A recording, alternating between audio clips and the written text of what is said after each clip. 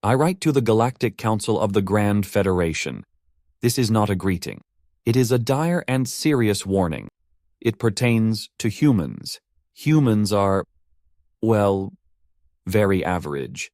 In terms of intelligence, they rank dead center of smart and stupid.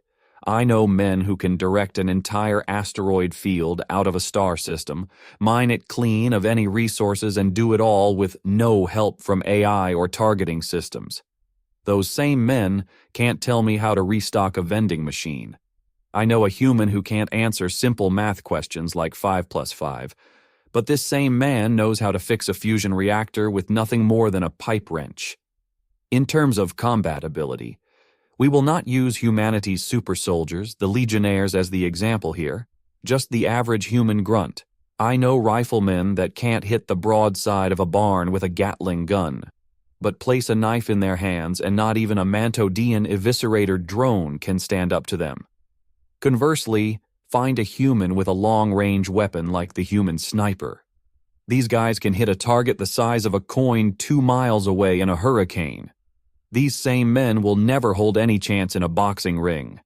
Humanity is dead in the center of the sapient average. Remarkable for any species, they represent the fastest and slowest members of any race, the smartest and the dumbest of any race, the hardest fighters and the weakest pacifists of any race. This is why humanity as a whole has found such a unique niche within galactic society, and why everyone seems to both love them and hate them all at the same time.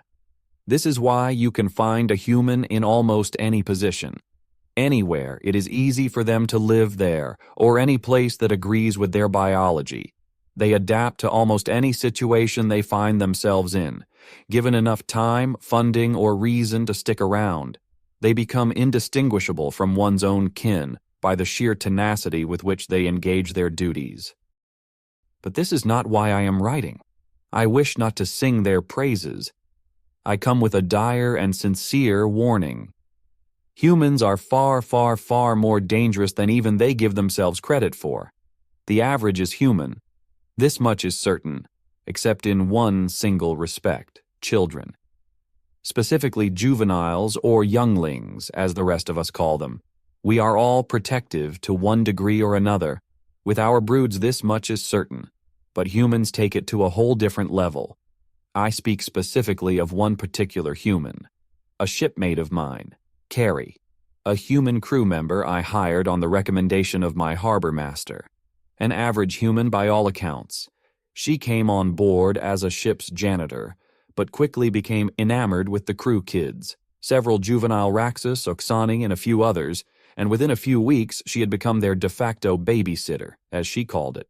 Aside from her duties of stocking vending machines and cleaning the ship, she spent her free time playing with the younglings aboard the ship.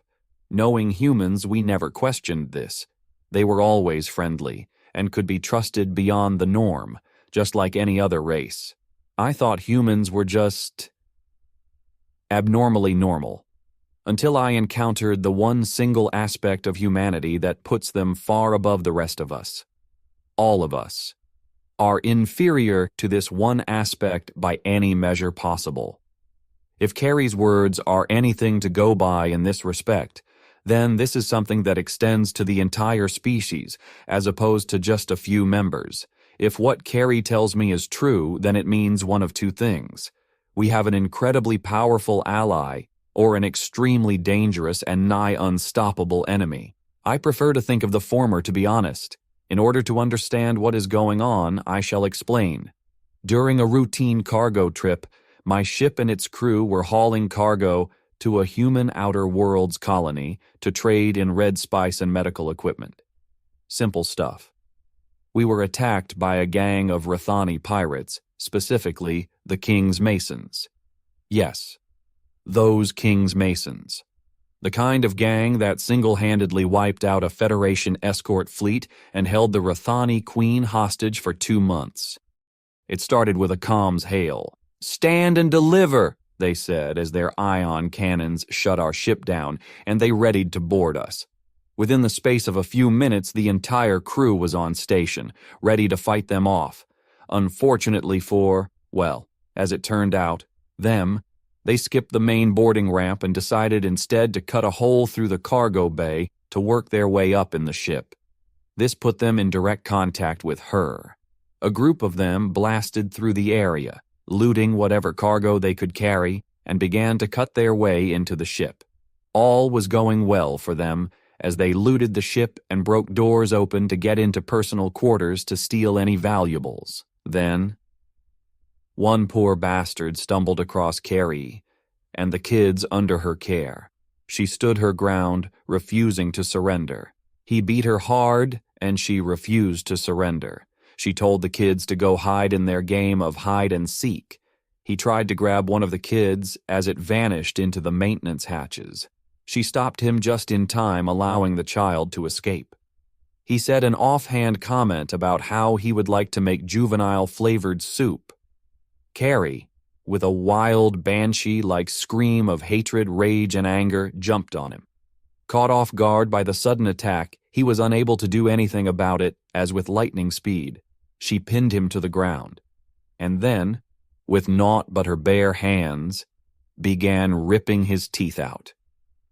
I will repeat this so there is no room for ambiguity. With her bare hands, she started ripping his teeth out. Following her enraged banshee wailing and the Rathani warrior blood-curdling screams of agony, the other warriors soon followed, only to meet similar fates. Carrie began to cut a merciless swath of death and sadistic insanity as she severed legs, cut off heads, and beat soldiers to death with their own severed limbs. It was during this massacre that I, and many crew members, saw for the first time the sight of a Rathani warrior experiencing the emotion of fear. Carrie found one Rathani warrior and stole one of his grenades during her rampage. She shattered this poor bastard's jaw, jamming it open. She pulled the pin on the grenade and shoved it down his gob.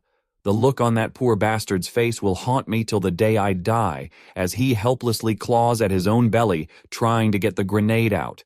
I will never forget the sheer terror in his eyes as the grenade exploded. Being showered in the guts and bone shrapnel from one of their own kin caused the rest of the pirates to flee the scene. The ship managed to dislodge itself before escaping, narrowly avoiding Carrie's hurling of expletives and curses at them as they ran back to the void with their tails between their legs. Carrie returned to a modicum of normal as the ship was restored to basic functionality. We made an emergency jump to the human colony world and broadcasted an emergency. Human fleets were on us within minutes.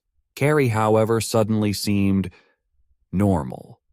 The look in her eyes faded, her breathing slowed, and her expression calmed. She cried out, "Ollie, Ollie, oxen free! I give up! The pizza's on me!" Within moments of this exclamation, the younglings, all unharmed and untouched, suddenly appeared and tackled her to the ground as if she were a dainty feather. She wrestled with them before they all claimed victory and with concerted effort carried her to the mess hall. We told the humans that helped us everything Carrie did, questioning if she was okay. They simply shrugged and explained that what Carrie did was, quote, too lenient.